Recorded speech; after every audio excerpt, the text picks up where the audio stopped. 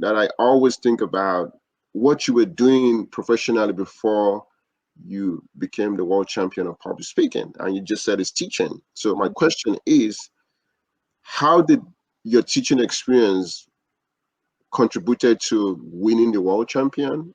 Was this something that you thought about? Did it help, or was this something that you even had to struggle with? Because as somebody said that educators try to make simple things complex. Mm-hmm.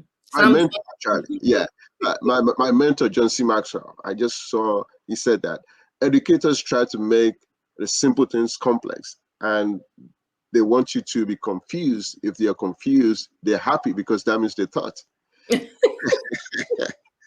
And so, for someone who has also taught as an adjunct, as a full-time college professor, I wonder if that is true. Then communicators, he said, try to make complex things simple. Mm-hmm. So my question is, you being a teacher, did you try to confuse your students, and and how did the process of being a teaching person, somebody who is a teacher, transition to being the world champion of public speaking? Well, I was in love with public speaking first. I never wanted to be a teacher. That was never my aspiration. But when I finished college, I couldn't find a job in my field. I graduated with a degree in public relations and marketing. I could not find a job in PR. I could not find a job in marketing. And my sister and her husband were teaching. And they said, well, just become a teacher. And teaching is a form of public speaking. That's easy. All I have to do is understand the material and be able to teach it to these young people. But I know in no way that I ever tried to confuse my students. Number one, because I actually wanted them to learn. I taught child development and human growth and development. And in the district that I was teaching in, it was a lot of underserved youth that were experiencing the challenges of growing up in impoverished area and all the challenges that come with that, from being raised by a single mom to being exposed to way too early drugs and alcohol or gang violence. And I developed just this passion to want to help them learn this subject. So I did not want to make it complex at all.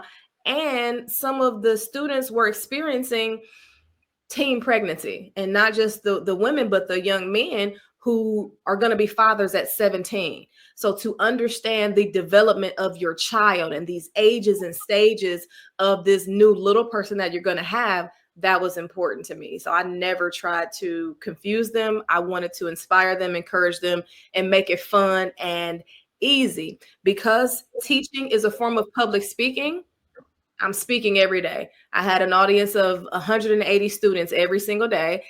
That was very helpful. And high schoolers are a tough crowd. Tough crowd. And so being able to break down the barriers and break down the walls and be transparent and create this environment of family and of trust, it's just another audience to learn. And being around young people, oh my goodness, they just keep you so young. They they keep you with the times, the styles and the trends and the latest fashion, and they give you energy. I have to get up there and entertain these 16, 17, 18-year-olds. Otherwise, they're going to be sleeping on their phones, bored, and just having that energy. I'm pretty sure that helped me on stage throughout the whole process, because I can show up energetic. I can show up with a kind of air of youth because I'm dealing with kiddos all day. Wow, thank you. I totally agree with you. I told you somebody described you as a force. I wish somebody can